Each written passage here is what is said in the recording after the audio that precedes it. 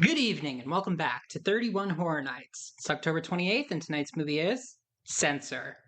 This is a psychological horror movie from the UK that was released in 2021 about a film censor in the 1980s. I'm not old or British enough to really know what that job is supposed to entail, but the thing that the movie is really about is that she gets a certain film that feels like it's directly made for her. I believe there was some traumatic incident involving a sister when she was a child, and this movie is apparently giving her clues and telling her things that she never knew before. I'm just gonna guess that these aren't really based on much, but underneath on the Amazon listing, it said films like this, and it said Hereditary and The Babadook, which is really good, and then it said The Lodge, which is really bad. Is this a brilliantly designed psychological horror movie, or is this a movie that's going to make me hate children? I don't know, but from the trailer, I do get the impression that they're going to be having some amount of social commentary about film censorship. They mentioned the idea of blurring the lines between fiction and reality, and that sort of has a double meaning between, like, saying, how do these censors think that these films are going to change the way that people act? While actually having a movie within this movie that does blur the line between fiction and reality. This movie seems interesting. I'm going to go give it a watch. This was not a brilliant psychological horror movie, nor was it a terrible movie that makes me hate children. This was kind of mid, really. I'm going to give it a 6 out of 10. Again, I wasn't around in the UK during the 80s, so I didn't know about this, but there was a phenomenon that they refer to as film nasties, which is a bunch of violent exploitation films that were like distributed at video stores on like VCR. The main character is a woman named Enid.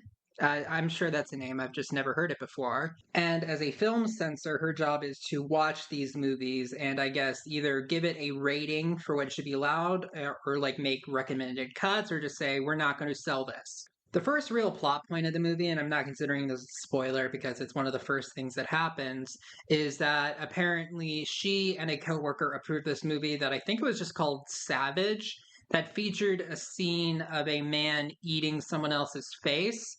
And then some random man did a similar crime of eating a face. And for some reason, people blame her specifically for allowing the tape to be in stores. That would be, at very most, the third person I would try to blame for this. The first one would be the man who did it, and the second would be the person who made that movie. Also, I'm pretty sure that the person who was working with her when they approved this movie together didn't get any backlash for this. So, yeah, basically, Enid gets 1980s equivalent of canceled. I was expecting the main character of this movie to be some uptight conservative Christian who doesn't want any violence in any movies and goes, please think of the children, but the movie is a little bit more nuanced than that. As previously stated, she gets backlash for approving a movie to be sold in stores. And in general, she just seems to be desensitized by movie violence because she sees it every day for her job. I'd say that the issue I have with this movie isn't necessarily that it does anything bad, it's just a lot of the things that it puts forward by the end of the film just kind of seem underbaked, like not developed enough. It was kind of like one of those movies that sets up the potential for a much more interesting movie and then just doesn't do that.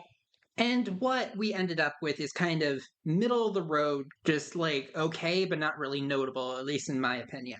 And now let's go into some spoilers. Throughout most of the movie, you kind of get the feeling that there's this big conspiracy because the little sister of the main character, Enid, she disappeared mysteriously when they were kids. And she was there, Enid, but she doesn't really remember it that well. And the man who ate another person's face says that he also couldn't remember doing it. So she thinks there might be a connection. And it's also revealed that the man who ate that face didn't even see the movie he was supposed to be inspired by. I was wondering why everybody in this movie acts extremely unreasonable and irrational, like everybody's against Enid for no particular reason. And I think that the explanation for that is that she is not a reliable narrator.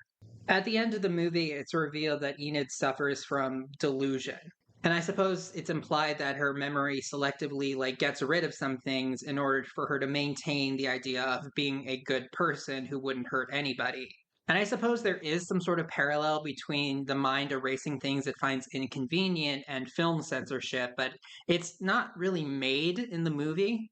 If I were to compare this to any other movie, it would be Saint Maud, but I do think it works better because it's not obvious right away that the main character is completely delusional. They kind of like sneak that up on you throughout the film.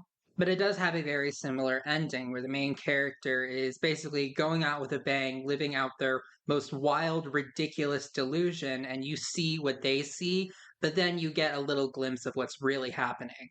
But the problem is that the movie that they had been setting up with all those supposed red herrings, because we have no idea how reliable of a narrator Enid is, I actually thought that would be a lot more interesting than what we ended up getting, like this weird conspiracy. I thought there was a lot more potential in that than she was just crazy the whole time.